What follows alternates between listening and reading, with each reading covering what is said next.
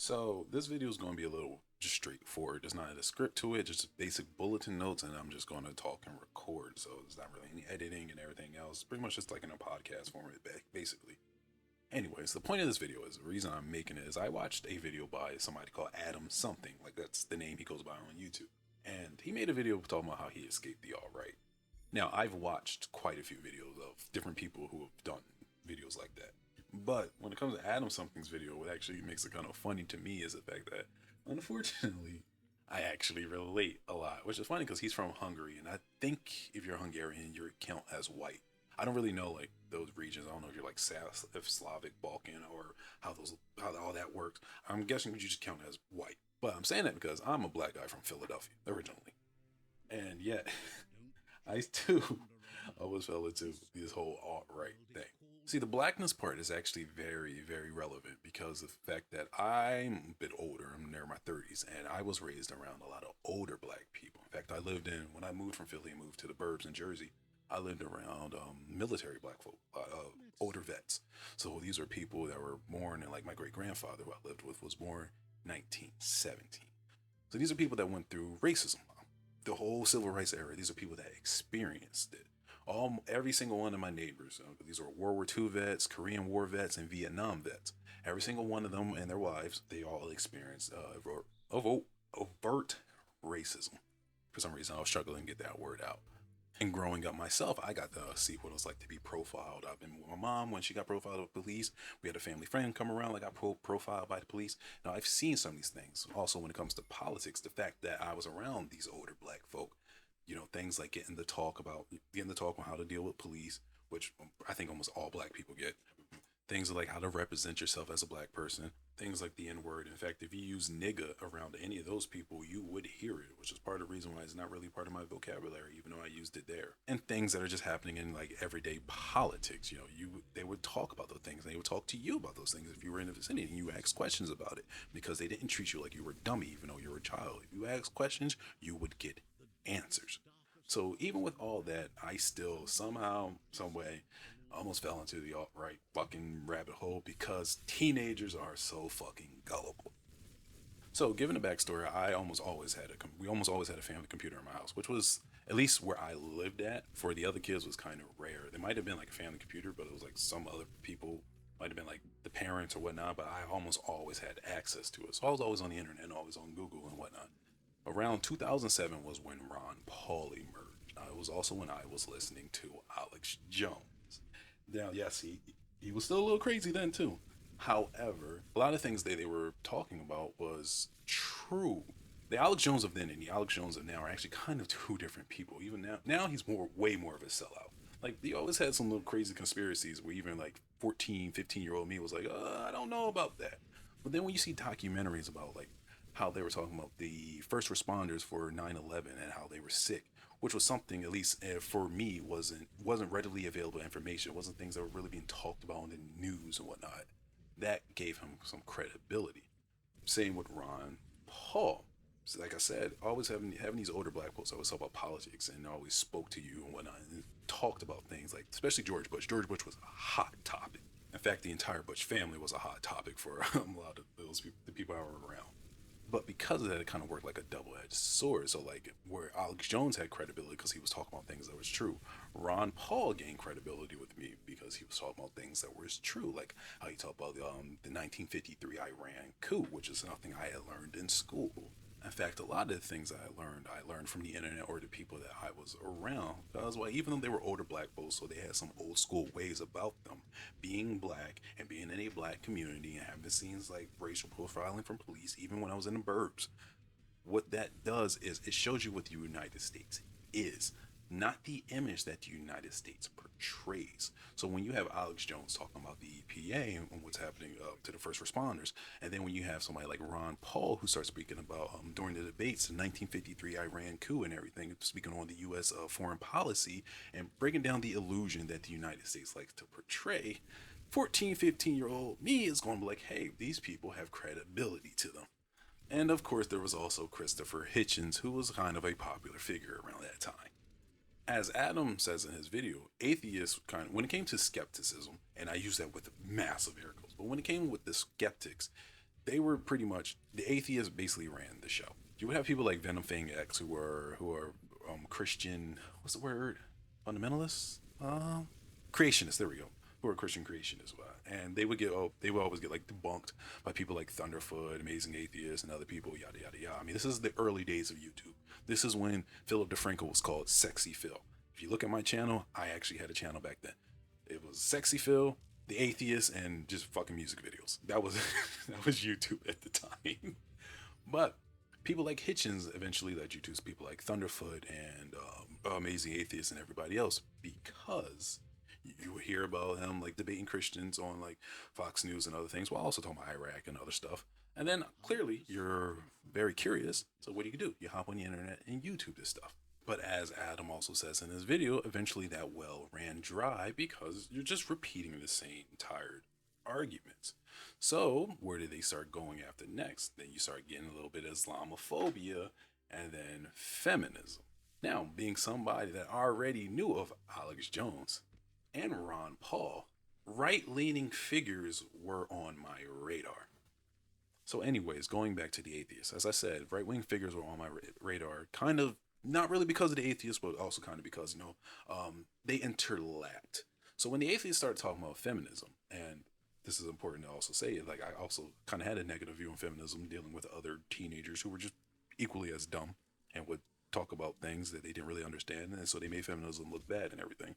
But because of that, when the atheists started talking about feminism, it was a cool, hot button topic, and like Adam, I also ate it up. Now, in hindsight, that actually isn't really that surprising, because Adam said he was an edgy teenager, and me myself, I was an edgy teenager.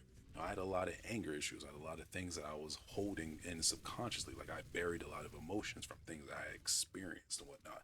So when you like being that way, and you take your anger out on things, and you find certain type of material more enjoyable than the other. When you have these atheists, these people who have gained some type of credibility in your mind, that are now attacking these people that you kind of don't like because of your interactions with other teenagers who are equally as dumb with you, that's great content. That's cool, good content. But also at the same time, you have to realize that these people were always showing people there were the extremes. There were a lot of hyperbolic arguments they were using to begin with, a lot of these skeptics and whatnot. But the people that they were using were people that extremes. That's almost like, to create an argument against black people, all you do is use hoteps. Hoteps are fucking nuts. But if all you do is showcase hoteps and then are debunking hoteps, and somebody who's never had an interaction with a black person ever, they're going to have a negative view eventually. It was the perfect storm to even where the point is, and I feel so dumb saying this, but I actually thought that third wave feminism was a prevalent problem that we have to be worried about. So fucking stupid. I even said that to my mom. Like, looking back on it, man, that was some dumb shit right there. That was fucking stupid.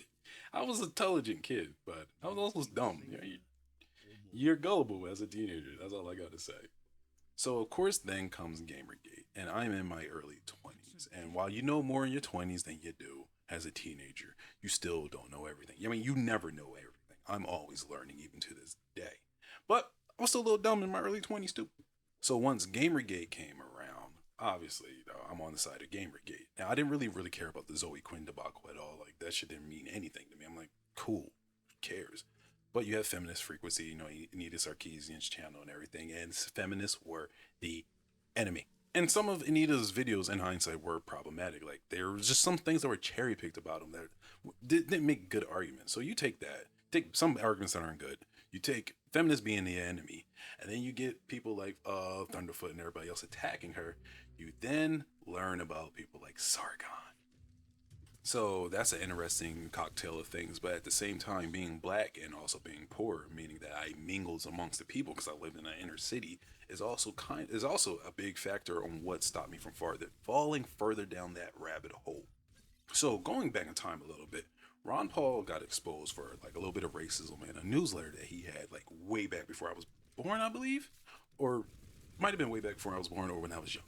Either way, Ron Paul said that, he had nothing to do with it. Like, he had a newsletter, but it was just in his name. He wasn't the writer, didn't really see it happen when it did. And I think he confronted the guy, fired him after he learned about it, something like that. There might be some things I'm getting wrong, but because it was Ron Paul's first offense, I gave him a past. And that's once again, like I say, young and gullible, or younger and gullible, because I'm still fairly young now. And I bring that up because of the fact that I would see elements of racism in other internet communities as well, like Alex Jones's community, some of the atheist communities. And once, the Gamergate situation happened, you would see it here and there in the Gamergate communities. And it made me feel some type of way, especially when I would see comments by allegedly other black people who would say things like, "Oh, you guys are just overreacting. I'm black and I think this is funny." But I would think, I'm black and I don't find this shit funny at all. Like, I know, or at least knew people, some of them, most of them died, but I was raised around people who experienced this stuff. This is not funny. Furthermore, however, and Adam something brought this up in his video, once people like Sargon and the Cod of them like blew up in popularity and everything, eventually they then fell the route of the atheists. They would just stick to the same topic, and something felt wrong. Like, I would watch it and I'm like, oh, it's a feminist video, cool, a feminist video, cool, a feminist video. But then it'd be like, oh, look, another feminist video, or another one and another one and another one. And being the fact, like I said, I live in the inner city, poor and whatnot, so I didn't have privileges. I had to work since I was 14 and other things. I mingled amongst people. I rode the city bus and everything else. You saw reality, like you lived amongst the people. So the issues that I see in person are more than just feminism, feminism, feminism. There's a lot of things. There's poverty, there's corruption. There's just, I'm gonna keep it very vague, but it's just the basic things. All you're seeing is feminism. So while I was already starting to look at them sideways because of other issues, then I started thinking, like, do you people not talk about anything else? There are a lot of issues in the world that are just beyond feminism. And unfortunately, there wasn't really any pushback to that type of stuff. Like, the anti-feminism channels were the new atheist channels. Feminism was the new creationism. You talk about those things, you got brigaded to hell and back. The only channel that really would like push that type of stuff that I can think of that was like somewhat big before like 2012, 2013 and whatnot was TYT. And I'm talking about TYT when they were getting it out the mud, when they were in Sync's living room and making struggle videos. They were the only channel that I can think of before Sean and Bomber Guy and basically everybody else. So even though I was looking at Carla Swindon and the other classical liberals kind of sideways, I still was following them. I mean, the only reason I was looking at them sideways is because they were repeating certain things and there was a little bit of racism in their communities, but they hadn't really like exposed themselves completely yet. However, the anti-Gamergate sides also made it bad. They didn't make it any better because you had people like Tim Schafer he made a statement against the hashtag, which was Not Your Shield on Twitter. I was part of Not Your Shield because I'm a minority. My thing is I'm not going to be used as a prop. So I'm like, oh, this is how you feel? Well, go fuck yourself then. So I'm like stuck in this weird middle where I'm like listening to these right-leaning figures and these classical liberals, and I don't really like feminism. I think third wave feminism is a problem, but I'm also looking at these people a little sideways because there's just something that's not right about them that I can't really figure it out yet. So I'm still young and gullible, but at the same time, you fucking liberals aren't really helping either. And then Ferguson, Missouri happened, and that changed everything for me. Ferguson was a lightning rod of where I started to lean back heavily from those type of communities, even though it would still take another 2 years. And I say that because obviously, like I said, I'm a black person raised around a lot of older black people that experienced the civil rights era. So I hear the stories. I've been told like how they act, how to be, what to look out for and all this type of stuff. I've seen profiling firsthand. I was in the car when my mom got profiled for a tail light that actually wasn't broken. I had a family friend that came around, wasn't even there for 5 minutes. He was there to pick somebody up and leave. Was not there for 5 minutes, probably wasn't even there for 3 minutes, and the cops came out of nowhere and profiled the shit out of him, and we eventually got them suspended for that. Furthermore, being from the Philadelphia area, I would watch the news and see things that were just very vague when it came for giving a description for like a black suspect, whatnot. No, we like to call it fitting this description as a joke, but really it was a tall, black, wearing a hoodie. That's how they would describe them. Meaning sometimes when you were looking for somebody else white or somebody else that's something happened, you would get a very descriptive description. Kind of redundant saying it that way, but yeah, it would be descriptive, and then with the black person just be tall black wearing a hoodie, tall black wearing a hoodie, tall black wearing a hoodie. Basically, we all fit the description. Guess who was tall black and wore a hoodie? I did. Like, add all this stuff together, and then you see the racism coming out these anti-feminist communities when some of the people would talk about things like Ferguson and whatnot. And then I reeled back. That was the lightning rod that made me start seeing things for what they were. Especially when things like the fitting description that I was talking about were the type of jokes that those people in those communities would make. In fact, that expands to people like Milo Yiannopoulos and whatnot, because when he first came to the scene, I hadn't completely hopped off yet. I wasn't following Carlos Swindon anymore. At that point in time, I was starting to ignore him because he was always talking about feminism and everything all the time. However, Milo Yiannopoulos had came into the scene around the same period that I'm thinking of. So unfortunately, even though I was 1 foot in and 1 foot out at that time and was slowly paying less attention to Carl of Swindon, Milo Yiannopoulos, I wasn't not paying attention to him yet. He was still actively on my radar. I was actually interactive with him on Twitter a few times. And when he would post his articles at Breitbart, I would click on them and read them. But that also worked as a double-edged sword, because that racism that I was talking about with the communities and whatnot, that's obviously on Breitbart because it's ultra conservative, like very, very right-wing and conspiratorial. So I would read Milo's articles and a lot of the comments would be gamers and everything, but then I would go to an article about Obama or something that happened in the inner city or something about migrants and whatnot, and the comments would be heavy dog whistling. It wasn't racism, like it wasn't N words or S words, like no type of racial epithets, but it was very, very in your face dog whistling. In fact, it wasn't even dog whistling, it was air horns. And it really made me look at everybody and go, like, what is this website? Who are these people? Who runs Breitbart? Like, is this all just ultra conservative? Hold up, what the fuck am I reading? What am I listening? What am I looking at? And then the Leslie Jones incident happened. And I was on Twitter when it happened. I was on Twitter before the Leslie Jones incident happened, during it happened, and the aftermath. And that was the moment when I hopped off the Gamergate bandwagon and pulled my other foot out of the alt-right rabbit hole because of the fact that there was a lot of racism that was directed at Leslie Jones, and I saw everything. I saw every single tweet just about that was happening, and it was a lot happening every single second. A lot of monkey jokes, a lot of N-words, a lot of fake tweets that were being shared by Milo himself, and they were all by Gamergators. So after that, I disassociated from every single one of those communities after that. Like, that's what stopped me from being some weird, like, left, right, libertarian type person.